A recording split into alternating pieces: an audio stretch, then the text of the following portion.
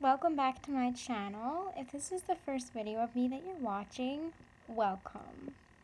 Today I'm going to be talking about, my childhood in the church and what that was like. When I was a little girl, growing up Catholic, for the first couple of years of my life, I got a lot of Bible stories, Daniel and the Lion's Den, Jesus walking on water, God created the world in 7 days. I actually have a project downstairs that has the 7 days of creation on there. First day, God created light. 7th day, God created people, yada, yada, yada. And eventually, as I grew older, things gradually started to become more dry, I guess. Especially when I was 5 or 6 years old, things started getting a little bit more into cultural things, because it was like 2008, and it was the 2008 election, and Obama was running, and I remember asking my parents, why don't you support Obama? And they were like, because he supports abortion and stuff. And I'm like, oh, then he must be a bad guy. Because I was 6 years old and I was just sort of developing. I'm actually going to talk about that in another video. I was sort of developing my ideas about abortion when I was like 6 years old. Because, my parents drilled it into me that abortion is not good from a very young age. Like I said, I'm going to talk about that a little bit more later on. Maybe in my next video, maybe a couple videos down. I don't quite know what I'm going to talk about in my next video. I heard a lot of messages that were like, there are certain people out there who are like trying to drag you away from the church, and they will be really nice and kind, but their intention is to drag you away from Jesus.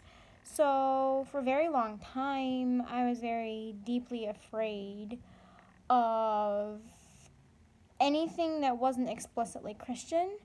I actually sheltered myself for the longest time. I don't even think my parents technically sheltered me, because they didn't have the time or the energy to explicitly shelter me, but it was just the messages that I was receiving from my friends' parents and even from my parents, and from like church, the radio, and kind of became a cycle where I would listen to the radio, and it'd be Christian radio, and they'd say, the culture hates you.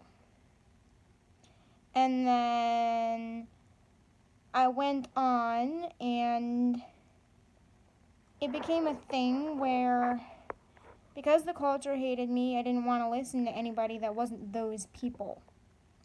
Because I was told they hated me. What logical person would go to someone who hates you? So I'm not saying everything in our culture is flawless, but I don't believe they hate me. And I do believe that there are actually some really positive things within our culture. Yes, there are people who strongly dislike me. There are people who strongly dislike Christians as a whole. There are people who don't like me for a lot of different reasons. But this is just my opinion. Progress isn't all bad. I don't think most people believe that all progress is bad, but there were a couple out there. I actually got someone say that the right to vote for women is something that shouldn't be a thing. He wasn't overly into that particular viewpoint. He mentioned it once, but it was just kind of like, seriously? Okay. I remember being 11 years old and honestly feeling like the Catholic Church was a little bit overly formal for me as a child, I was just kind of like all these rituals, and it all just kind of felt like a bunch of words. It didn't really feel like, where's the meaning in all this? And I was technically taught the meaning in all of it in school, but it felt like I was learning a bunch of words, and I was just kind of going into everything like, what is even going on? And so I was very bored in church for a while, for a long while. It was one of the first times that I ever really felt like I actually believed God existed, was when I was 10 or 11 years old. I don't really remember what I believed about God. I think I believed on paper that God existed, but I don't honestly remember what I believed. It's kind of odd, and it's kind of, I don't know. I believe in God now.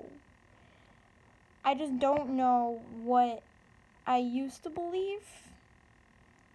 I think I believed just whatever my parents told me. I think that's what most kids do. But I do think I had questions at the time that I highly suppressed and repressed from a very young age because of doctrines like hell and being told that people who disbelieve hate me, stuff like that. Even back when I was 10 or 11 years old, my faith was killing me inside a little bit.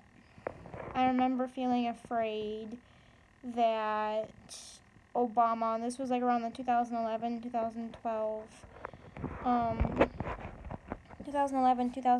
election kind of season, and I remember being told that Obama wants to take me away from my parents and re-educate me away from God and my parents, and he wants me to not go to church, which is ironic because I don't want to go to church now. But he wanted me and kids like me to be non-Christian, which I thought was a little odd, but it was really scary. And I remember having fantasies of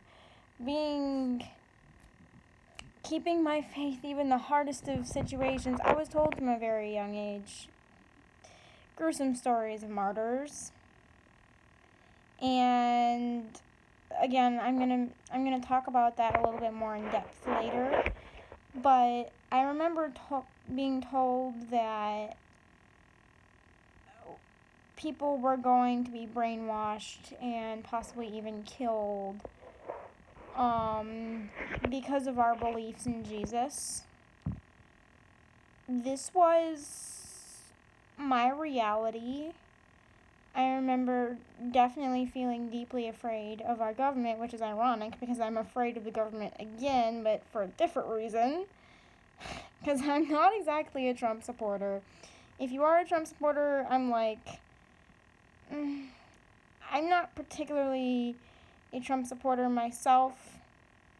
But if you are, I don't judge you, if that makes sense. Because I don't know why you vote for Trump. I know Trump supporters. Some of them are very good people. Some of them are very weird people.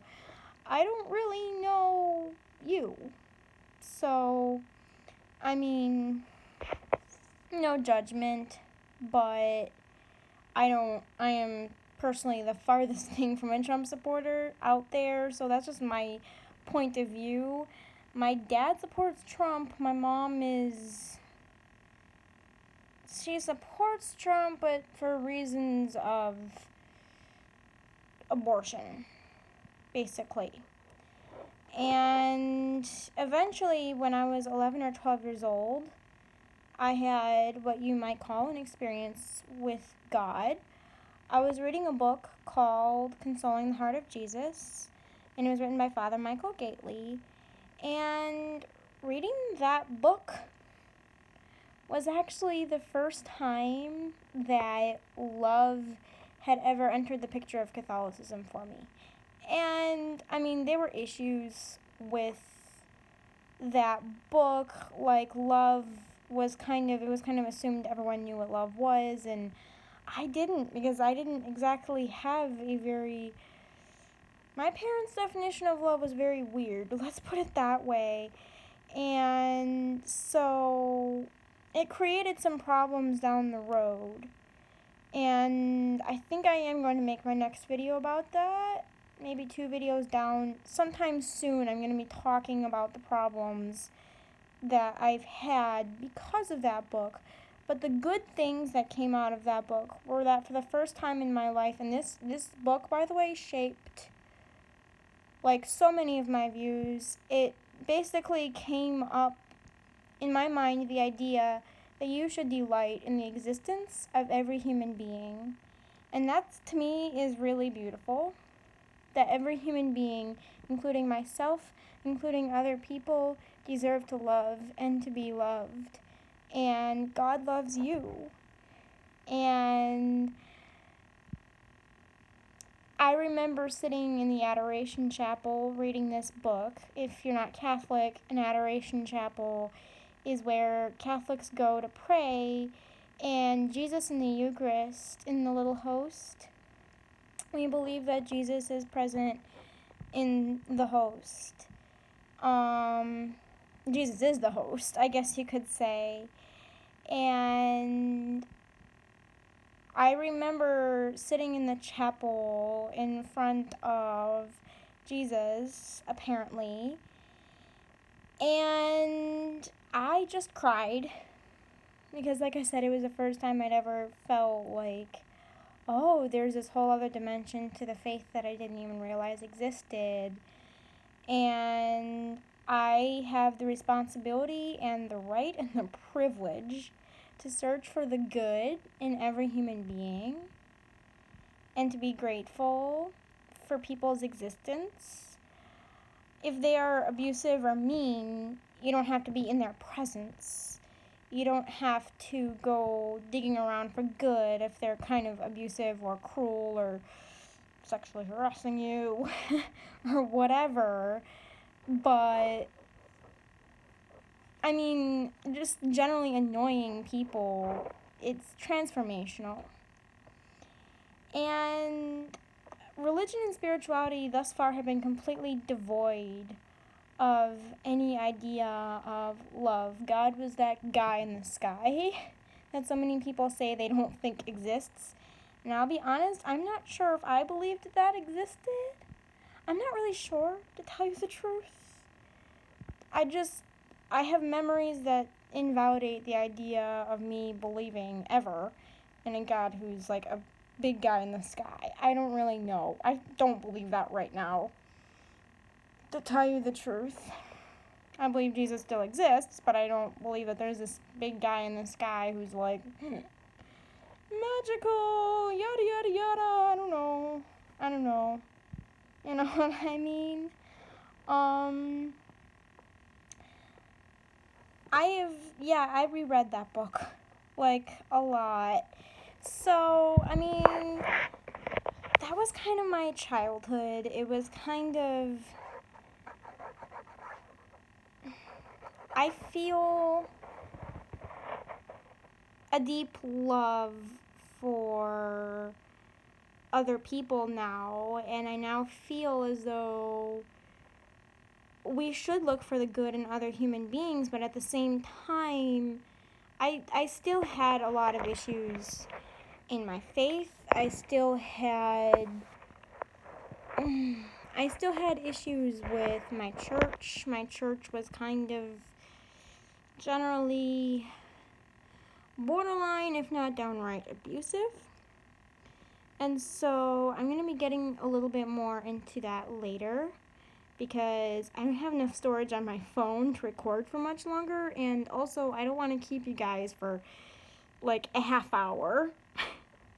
I was trying to record for the whole thing just all at once, and I'm like, Oh, hey, I just ran out of storage on my phone, and I've been going at this for a half hour. So, this is what you got. Bye.